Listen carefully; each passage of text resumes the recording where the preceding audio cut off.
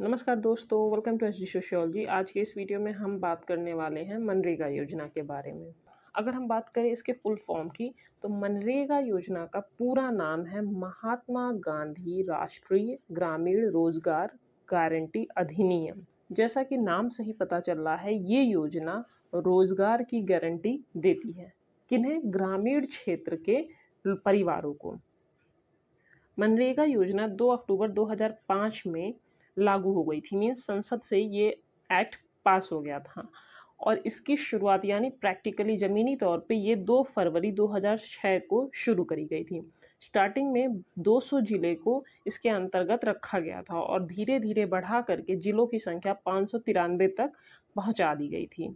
मनरेगा योजना एक भारतीय सामाजिक कल्याण उपाय है, मीन्स सोशल वेलफेयर प्रोग्राम है, जिसका उद्देश्य क्या है? काम करने के अधिकार की गारंटी देना उन परिवारों को जो कि ग्रामीण क्षेत्र में रहते हैं और ग्रामीण क्षेत्र में काम करने के इच्छुक हैं। जैसा कि आप इस फोटो में देख सकते हो, काम करने के इच्छुक परिवारों को 100 दिनों तक का रोजगार सुनिश्चित करती है। कौन सी योजना? मनरेगा योजना। मतलब इनकी योजना ये गारंटी देती है कि हम आप लोगों को, आप काम करने के इच्छुक हो तो 100 दिनों तक मिनिमम काम तो देंगे ही देंगे, 1 साल में यानी 365 दिनों में, जिसके ज़रिए ग्रामीण विकास को और आजीविका सुरक्षा को बढ़ावा मिलता है। मीन्स जब गाँव में रहने वाले लोगों को ये गारंटी दी जाएगी कि उन्हें हम 100 दिन काम देंगे ही देंगे और मिनिमम जो उनकी मजदूरी है उसका भी भुगतान किया जाएगा, तो वो उनके और उनके क्षेत्र के विकास में लाभदायक सिद्ध होगी। और मनरेगा योजना के तहत यदि आपको 15 दिनों के भीतर काम नहीं दिया गया तो आपको बेरोजगारी भत्ता भी प्रदान किया जाएगा सरकार की तरफ से। साथ ही साथ मनरेगा योजना महिला सशक्तिकरण में भी महत्वपूर्ण भूमिका निभाती है। क्यों? क्योंकि इस अधिनियम के तहत पुरुषों और महिलाओं के बीच किसी भी भेदभाव की अनुमति नहीं है। मीन्स आप लिंग के आधार पे भेदभाव नहीं कर सकते। जितना वेतन आप पुरुषों को दोगे उतना ही वेतन, उतने घंटे काम करने की महिलाओं को भी दिया जाएगा। अगर हम बात करें मनरेगा योजना के कार्यों की, तो ये दोहरे लक्ष्य लेके काम करता है। एक तो ये ग्रामीण क्षेत्र के विकास और कल्याण के लिए काम कर ही रहा है, वहाँ के लोगों को रोजगार दे रहा है। दूसरी चीज, ये पर्यावरण को भी सुरक्षित बनाए रखने का प्रयास कर रहा है। मनरेगा योजना के तहत जिन लोगों को काम दिया जा रहा है उनका जीवन तो उससे काफी ज्यादा सुरक्षित हो ही रहा है, साथ ही साथ उन्हें जो काम दिए जा रहे हैं वो पर्यावरण की सुरक्षा के लिए आवश्यक हैं। फॉर एग्जाम्पल, ये हैं वो कामगार लोग जिन्हें मजदूरी मिल रही है और इन्हें 100 दिनों की गारंटी दी जा रही है काम की, और इनसे काम क्या करवाया जा रहा है?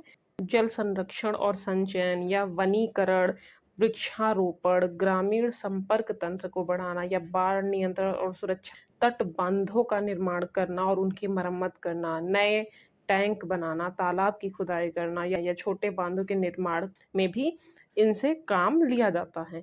तो एक तरह से आप देखो तो ये लोगों को काम देके उन्हें आर्थिक सुरक्षा तो प्रदान कर रहा है, साथ ही साथ इनसे जो काम करवाए जा रहे हैं वो भी पर्यावरण की सुरक्षा के लिए आवश्यक है। साथ ही साथ जल संकट से होने वाली समस्याओं के लिए भी कार्य किया जा रहा है। जल संरक्षण करके, जल संचयन करके और वृक्षारोपण करके पर्यावरण को सुरक्षित बनाने का काम किया जा रहा है। तालाबों की खुदाई करी जा रही है जिससे वर्षा का पानी उसमें रोका जा सके। तो एक तरह से आप देखो तो मनरेगा योजना दोहरे लक्ष्यों को लेकर कार्य कर रहा है।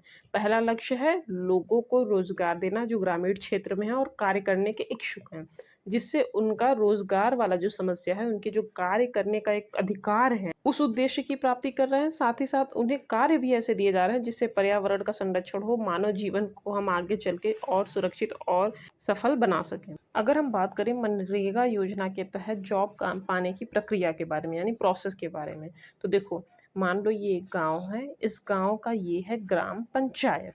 तो इस गांव के जितने भी परिवार हैं वहाँ पे अगर किसी को जॉब पानी है, मान लो ये फैमिली है, ग्रामीण परिवार की फैमिली मेंबर को जॉब चाहिए मनरेगा के तहत, तो ये वयस्क सदस्य कहाँ जाएगा? ग्राम पंचायत के पास, और एक अपनी फोटो, अपने घर का एड्रेस, अपना नाम और अपनी उम्र, ये सारी डिटेल यहाँ पे जमा कर देगा। उसके बाद काम शुरू होता है ग्राम पंचायत का। जांच के बाद जो पंचायत है वो उन घरों को पंजीकृत करेंगी। मान लो यहाँ पे 3 फैमिली है, ये 3 घर है, इसमें से इसने आवेदन दिया था तो इसको पंजीकृत कर देंगे और साथ ही साथ उन्हें एक जॉब कार्ड प्रदान करेंगी। ठीक है, और जॉब कार्ड में जो व्यक्ति ने आवेदन किया था मनरेगा के तहत काम करने का, उसका नाम, उसकी सारी डिटेल्स, उसकी फ़ोटो वगैरह शामिल होंगी उस जॉब कार्ड में। उसके बाद ये जो पंजीकृत जो व्यक्ति है वो या तो पंचायत या तो कार्यक्रम अधिकारी को लिखित रूप से काम करने के लिए एक आवेदन प्रस्तुत कर सकता है, और वो जो आवेदन होती है वो दैनिक बेरोजगारी भत्ता आवेदक को भुगतान किया जाता है। मतलब अगर उसे काम करना है तो वो 14 दिन तक लगातार काम करेगा, और अगर वो काम नहीं कर पाया, यानी उन लोगों ने अगर उन्हें काम नहीं दिया है, तो बेरोजगारी भत्ता उन्हें देंगे। और जैसा कि हमने पहले ही बात करी थी, पुरुषों और महिलाओं के बीच कोई भेदभाव नहीं होता है। सभी वयस्क रोजगार के लिए आवेदन कर सकते हैं, चाहे वो महिला हो चाहे वो पुरुष हो, और दोनों को ही समान वेतन भुगतान किया जाए। अगर उन्हें काम दिया जाता है तो वो काम करेंगे, अगर उन्हें काम नहीं दिया जा रहा है तो ऐसी स्थिति में उन्हें बेरोजगारी भत्ता प्रदान किया जाएगा। और रहा सवाल बेरोजगारी भत्ता का, तो वो राशि जो है वो राज्य सरकारों पर निर्भर होता है कि वो कितना बेरोजगारी भत्ता देंगी। तो मनरेगा योजना शुरू करी गई थी 2 फरवरी 2006 को, और कितने ज़िलों में शुरू करी गई थी? 200 ज़िलों में। फिर ये 2007-8 के आसपास में 130 ज़िलों में चीज़ को बढ़ाया गया, और अंततः कौन सी तारीख को? 1 अप्रैल, डेट आप याद रख लो, 1 अप्रैल 2008 को भारत के सभी 593 ज़िलों में इसे लागू कर दिया गया था।